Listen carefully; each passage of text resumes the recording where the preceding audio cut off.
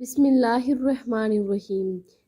زینب T V کی طرف سے میں آپ لوگوں کے ساتھ رسول اللہ صلی اللہ علیہ وآلہ وسلم کا بہت ہی پیارا فرمان شیئر کرنے جا رہی ہوں کہ شوہر بیوی کو کس حد تک سزا دے سکتا ہے۔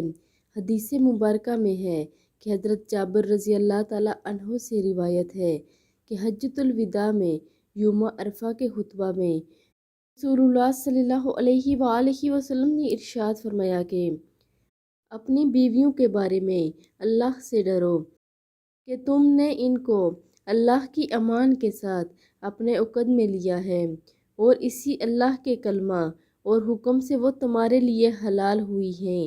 تمہارا ان پر یہ حق ہے کہ جس کا گھر میں آنا اور تمہارے بستروں پر بیٹھنا ناپسند ہو وہ اس کو آ کر وہاں بیٹھنے کا موقع نہ دیں۔